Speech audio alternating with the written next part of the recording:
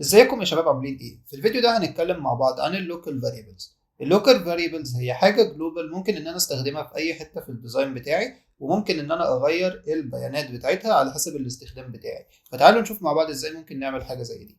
علشان اعمل الفاريبلز هاجي في الديزاين تول بار عندي على اليمين، وهاجي عند لوكال فاريبلز وهدوس على اوبشنز من هنا. هيفتح لي تاب بيقول لي فيها الفاريبلز. هاجي عند كرييت فاريبل من هنا، وهلاقي عندي 4 variables ممكن إن أنا أكونهم. عندي color variable ونمبر وstring وبولين. تعالوا نشوف مع بعض كل واحدة بنعمل فيها إيه. هنيجي نعمل أول variable عندنا وهو الكولر، وهلاقي عندي طلع لي إن هو زي جدول في النيم وفي الفاليو. فأنا هاجي أحط نيم للون اللي أنا عايز أعمله، وهنقول مثلا color red، وهاجي هديله الفاليو بتاع اللون اللي هو بيبقى 2F و4 زيروهات، وهلاقيه عمل لي اللون بتاعي.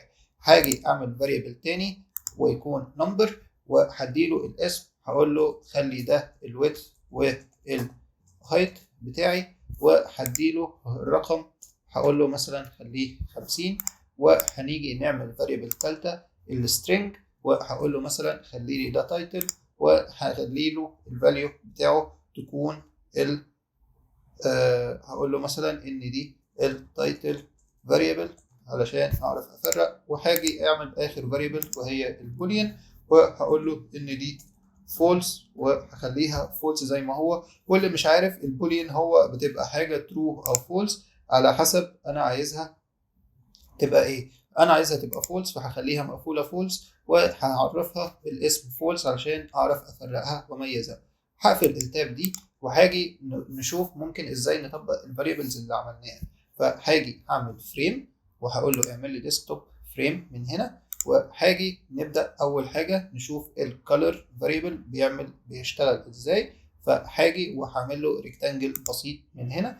ريكتانجل لونه عادي جراي الديفولت بتاعه، والويدث والهايت بتاعه 100%.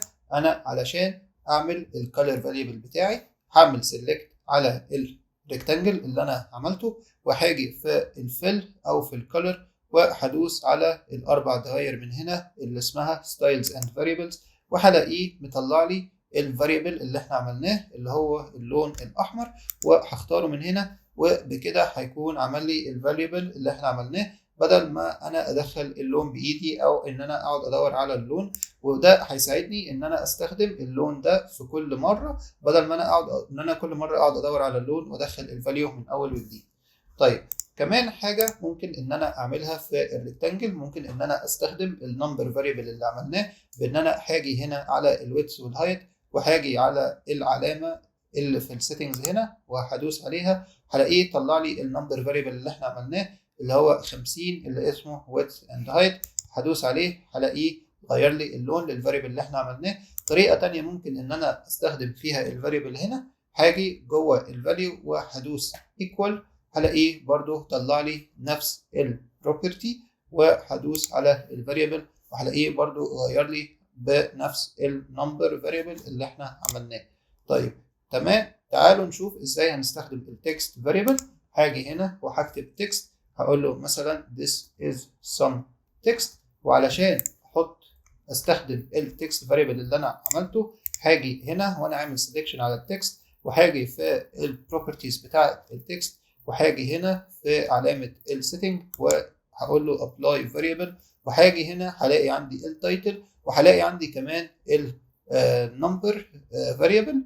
ممكن ان انا برضو اطبقه عادي النمبر فاريبل، هلاقيه يدخله لي من هنا، وهرجع تاني وادوس وهلاقيه وحط لي التايتل فاريبل اللي هو اللي احنا عملناه.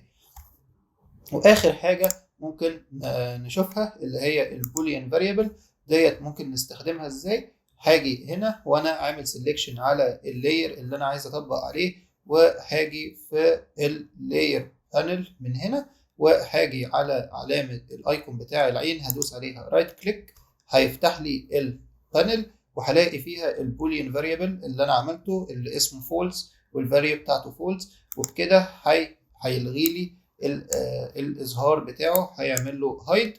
طيب انا علشان اظهره تاني، انا دلوقتي شلت السلكشن فمش عارف امسكه. هاجي هنا في اللاير بانل هلاقيه محطوط، بس هو معمول له هايد من هنا. هفتح العين بتاعته، او ممكن ان انا اجي وهدوس هلغي الفاريبل اللي انا عملته من هنا، هلغيه، هقفل ده، هلاقيه ان هو فتح لي تاني البروبرتي بتاعه اللاير، وهفتح العين بكل بساطه هتظهر لي اللاير او التكست بتاعي.